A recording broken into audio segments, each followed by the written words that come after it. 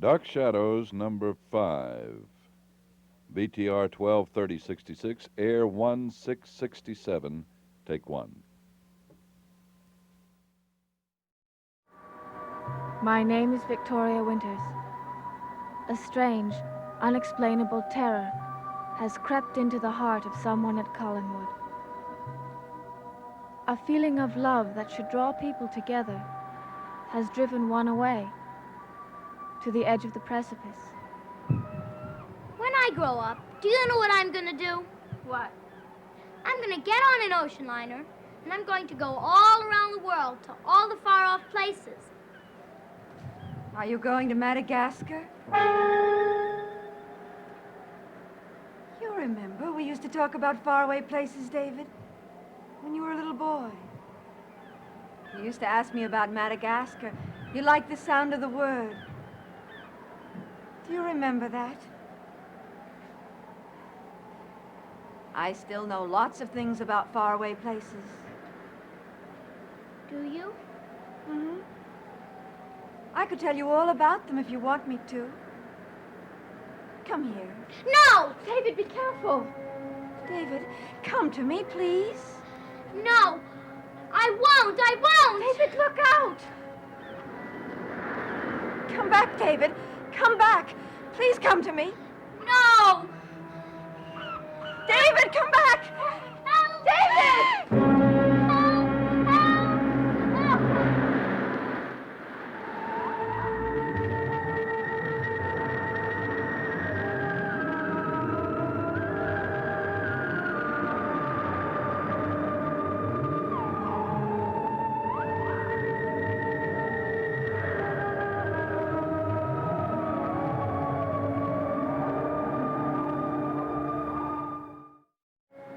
David! Help! Help! David! David, stay where you are. Give me your hand. That's right. Come on.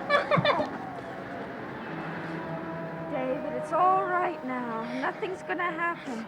Oh, Miss Winters. Why did you do that, David? I don't know. It was a terrible thing to do. You almost went over. I was so scared. What were you scared of?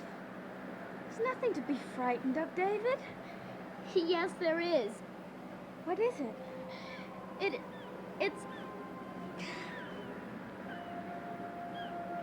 I don't know. There was something about her eyes. David, this is the second time you've run away from your mother. You mustn't do that. She's come such a long way just to see you. And now she thinks you don't love her. I don't know. Look at her. She's crying. She's crying because she loves you. And you won't even let her touch you. Do you really think so? I know it, David. There's one thing that's very important in her life. And that's you. Now, you've told me a lot of times that you wanted your mother to come back. Now she's here, and you act as if you don't want to see her. There's just something I can't explain. I know just what it is, David. It's the dream. You have it too much on your mind. But, David, your mother isn't a dream. She's real. She's here. And it's time for you to go to her and give her the love you've both been searching for.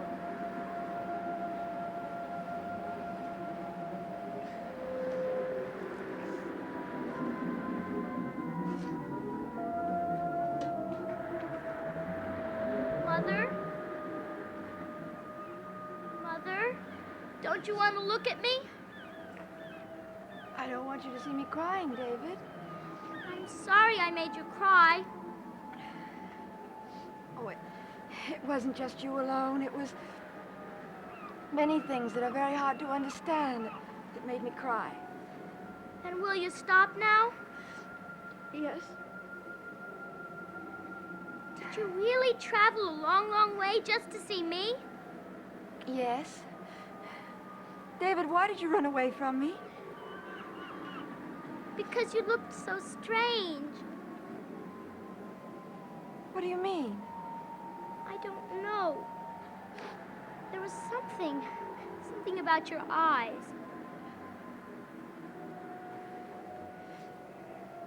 David, look at me.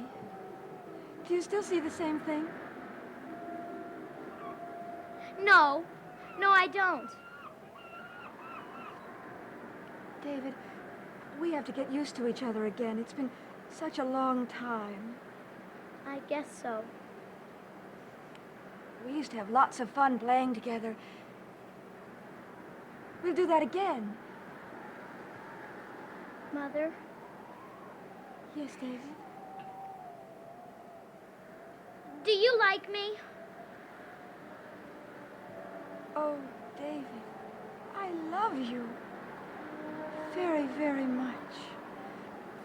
More than anything in the whole world. Will you leave me? I mean, ever. Not if you don't want me to. Then you'll stay here? Mm-hmm. I'll stay with you forever and ever. We'll always be together. We'll never be separated.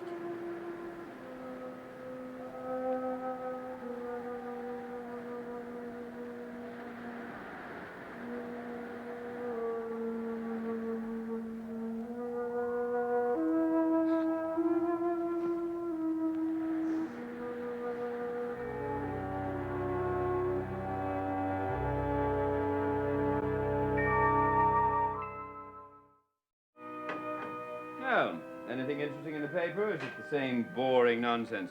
You can have it if you want it. No, thanks. But I'll tell you this. I'd like to have seen the Phoenix Tom-Tom, or whatever they call the local paper down there. Why? Well, last night, Sheriff Patterson made an official visit here.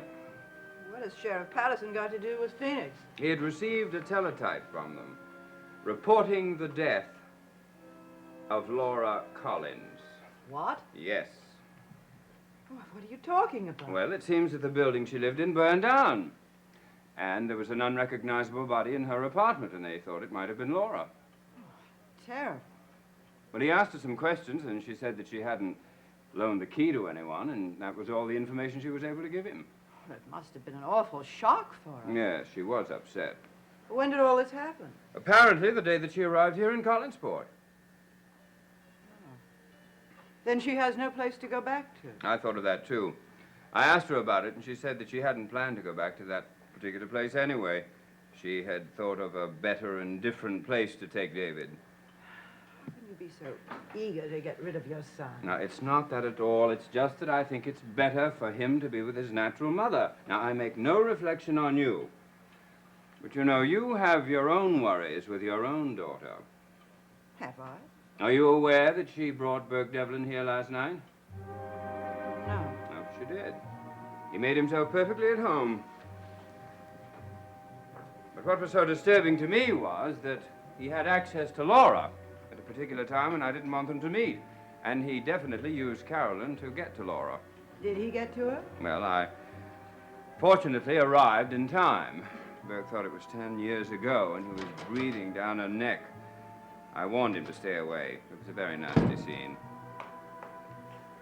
Hello. I hope we're not late for dinner. No. Everything all right? Oh, yes, everything is fine. We've just been out for a walk. Glad to hear it. Mother, Mm-hmm. do you want to come up to see my room? I would love to see your room. But is there time? Oh, yes, Mrs. Johnson isn't ready yet. Fine, then we'll be right back. Good. I want to show you my special toy. Okay.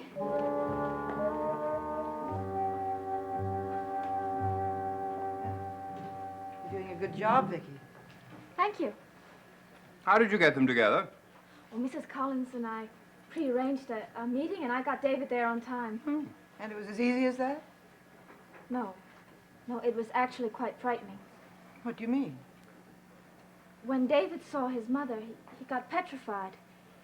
And he started to back away toward the edge of the cliff, and he slipped and nearly went over, but I pulled him up, and it was all right. Well, how did you manage to get David and his mother together then? Oh, well, Mrs. Collins broke down, and David felt very ashamed of himself when he went to her. Well, apparently it was effective. I'm very pleased with the progress. Well, I was afraid that David was going to say the same thing that he said the first time he met his mother. What did he say? He said that she wasn't his real mother. What? Now, Vicky, really, I've asked you not to bring up that nonsense again. I'm sorry, Roger. What would make him say a thing like that? Well, he just didn't recognize her. It's as simple as that, and it's unimportant. That's why I asked Vicky to forget it. It's not an easy thing to forget. David's a very sensitive and intuitive boy. I can't imagine what would make him say a thing like that.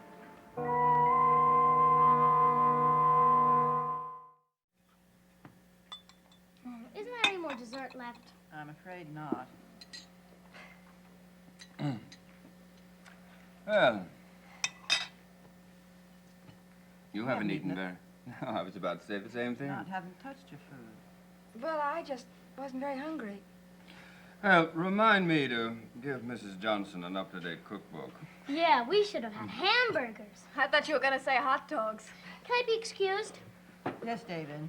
Shall we go inside before she serves us another course? Laura, may I speak to you a moment? Yes, of course. Oh, well, I'll see you in the drawing room then. I'm very glad that you and David seem to be getting along at last. Oh, so am I. I was very concerned about his first reaction to you. Well, you can imagine how I felt, what with his running away from me. From what I've been told, he didn't even think you were his mother. Well, did he say that? Yes. What a strange thing for him to say. He's very imaginative. He even thinks he can communicate with the ghosts of the Collins family. Yes, he does seem like fantasy, doesn't he? He spends a lot of time with them. Well, perhaps now that I'm here, he'll spend more time with me. I hope so. Yes. Oh, Laura, there's one more thing. Burke Devlin. Oh, yes. I suppose you've heard that he's out to destroy the Collins family and name. Yes, I have heard something about that. I know you used to be quite close. Well, that was a very long time ago. I have no intention of becoming an ally of his. I'm glad. Because I'd hate to see anything get in the way of the reason you came here. Nothing could get in the way. Vicky, I asked you not to mention what David said. I'm sorry. But I just think it's very unusual that David is so positive Mrs. Collins isn't his mother. It's just his usual hallucination. You should be aware of that by now and not be taken in by it. Well, if he's so insistent on a subject, I think we should get it cleared up. Well, I agree. And I think I know how I can do it.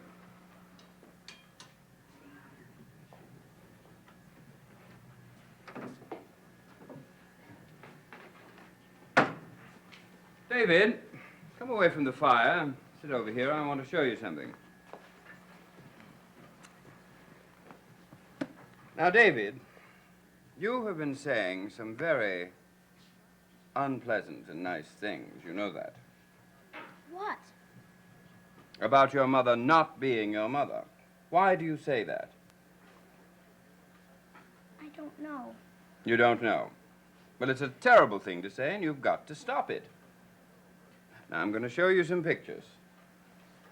I've seen them all. I know, but I want you to see them again. And look at them very carefully. Now. There. Is that your mother? Yes. Mm-hmm. And look here. Yes.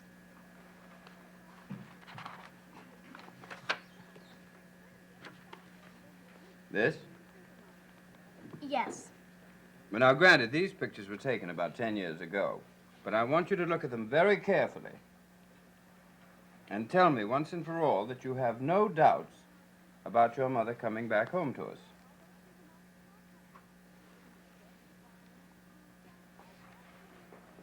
She is my mother.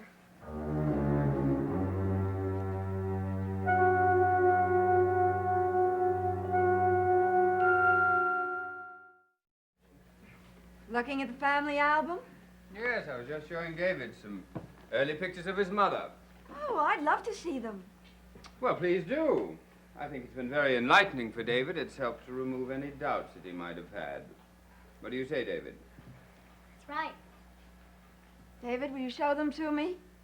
Okay. I'm sure that I remember some of them, but probably been a lot put in since I went away. Well, I have a few things to do. Will you excuse me, please? Vicky, may I have a word with you? Of course. Me. There you are. Oh, look. There you are with your dog. Yeah. Where was Tony? We had a picture of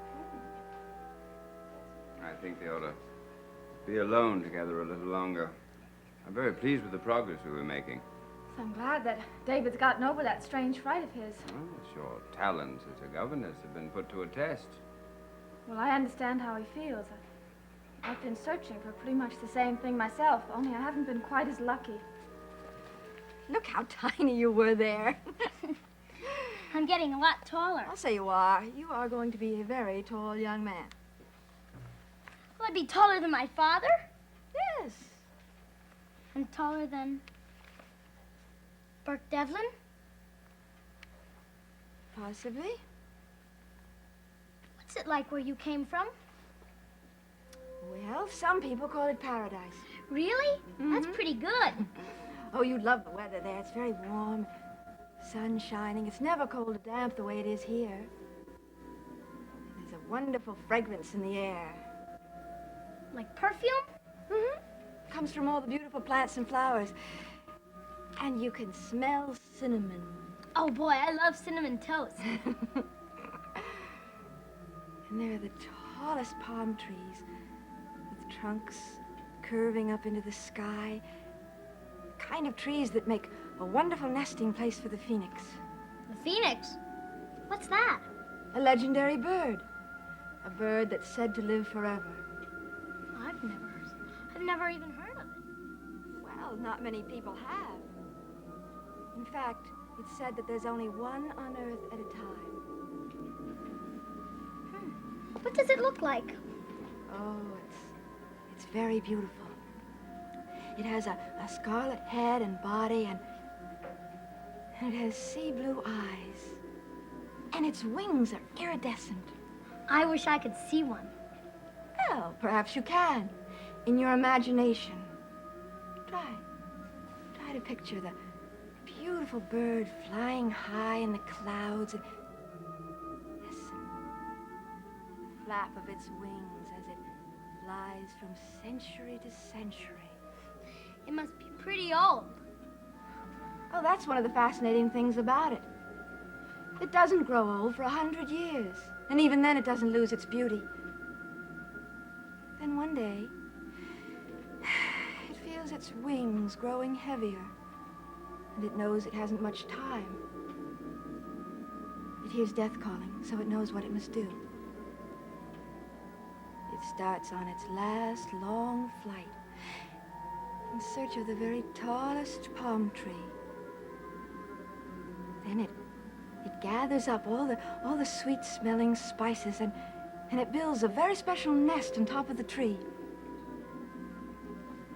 And then at dawn, Phoenix awakes, begins to sing.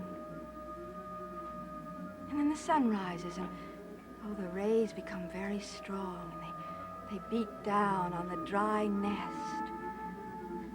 And slowly it starts to smolder. And the phoenix fans the spark with its wings until the entire nest is ablaze. And the beautiful feathers, they all catch on fire. The whole bird is consumed in flame and burned to ashes. And from these ashes, the phoenix is reborn to live on and spend the next 100 years in paradise.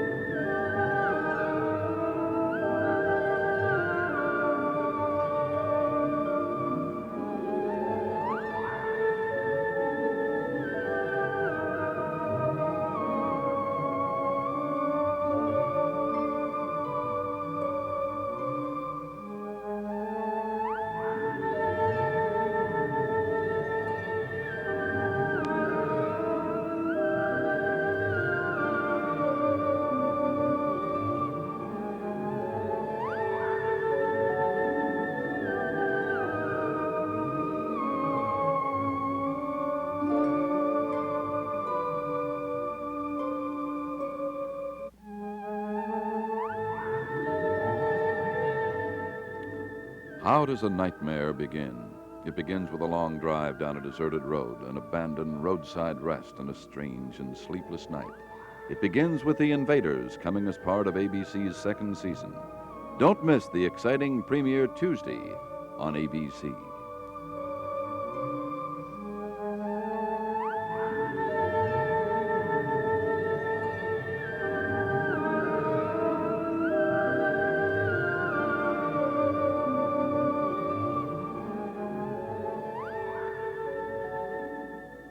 Dark Shadows is a Dan Curtis production.